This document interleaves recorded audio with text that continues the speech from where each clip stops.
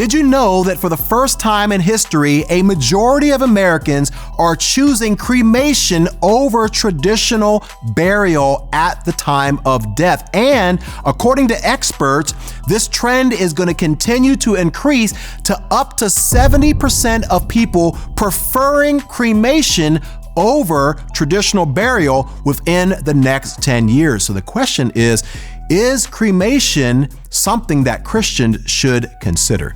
That's coming up on The Beat. Okay, so there are 4 questions that I want to ask and answer in this video. Question number 1, what exactly is cremation? Question number 2, what exactly does the Bible say about cremation, if anything at all?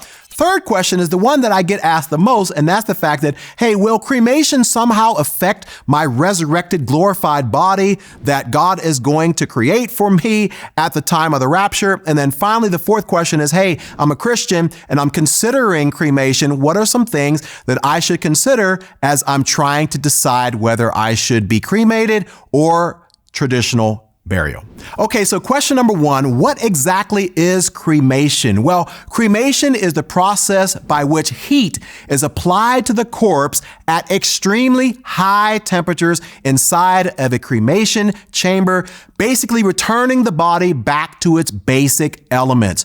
Most of the body, including the soft tissue, is vaporized, leaving only bones. And then those bones are basically burned up to basically dry dust or bone particles called cremains. Now, the Bible says this, by the sweat of your brow will you have food to eat until you return to the ground from which you were made. For you were made from dust, and to dust you will return. So the concept here of cremation is this idea that, hey, God used dirt or dust to create our bodies. And so basically, whenever you go through cremation, you're essentially returning your body back to the original state in which God had used to create mankind. Okay, so question number 2, what exactly does the Bible say, if anything at all, about cremation? Well, you might be interested to know that in the over 200 occasions in the Old Testament where death is discussed, in all of those, traditional burial is the normal place and the normal method by which a body is disposed of. But nowhere in the Bible does it say that this is the only way, or this should be the only way for a body to be disposed of. Now, there are several references in the Bible to people's bodies being burned, but no direct references to cremation. Now, let me give you a couple of examples of this. You might recall that Saul and his sons were defeated in battle by the Philistines, and then when some of the Israelites found their bodies, it says this, all their mighty warriors traveled through the night to Beth Shan and took the bodies of Saul and his sons down from the wall. They brought them to Jabesh, where they burned the bodies.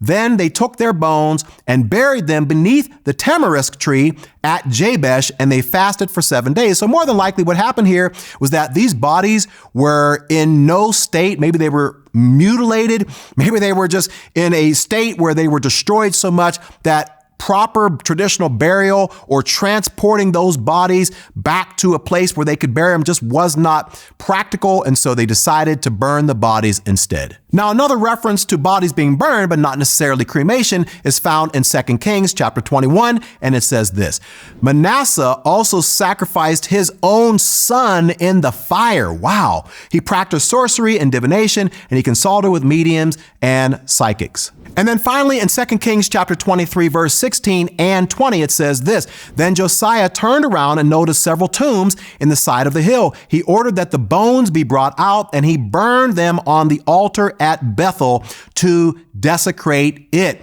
And then in verse 20, it says this, He executed the priests of the pagan shrines on their own altars, and he burned human bones on the altars to desecrate them. So once again, these are references to bodies being burned, but no direct reference or statement to the process or concept of cremating yourself or having someone cremated at the time of death. So now let's move on to the third question, which is the one that many people ask, and that's the fact that how does this affect my resurrected body? How does this affect the body that I'm going to have when God gives me a body at the rapture, and what's going to happen with all of that? Well, let's read what the Bible says about our glorified bodies in 1 Corinthians 15. It says here, it is the same way with the resurrection of the dead. Our earthly bodies are planted in the ground when we die, but they will be raised to live forever. Our bodies are buried in brokenness,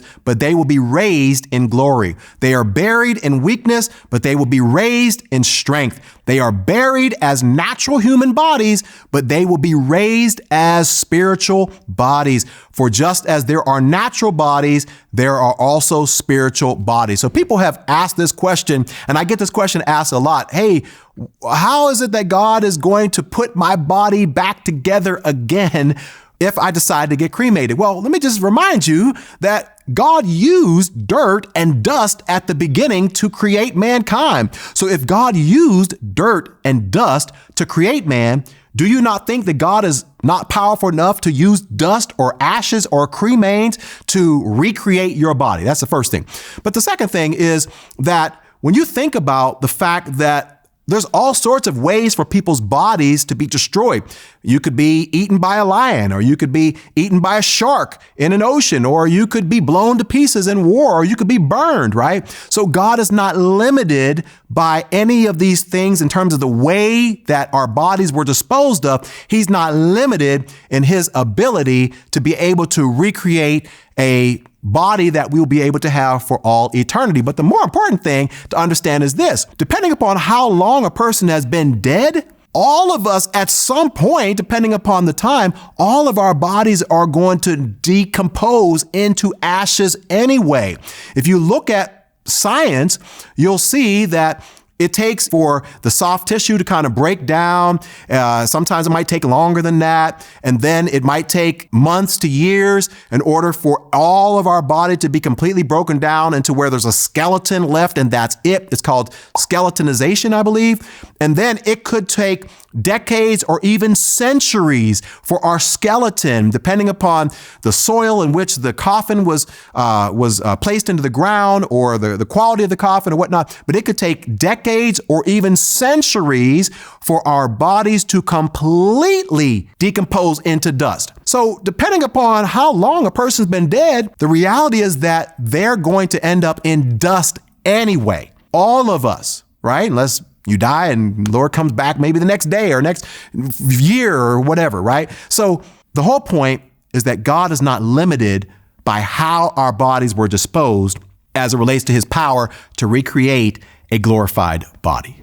And so the fourth and final question that we'll address in this video is, hey, how can I decide whether cremation is right for me? Now, there's a few questions that you should probably ask yourself if this is something that you are considering, or maybe somebody that you know is considering this as a possible option.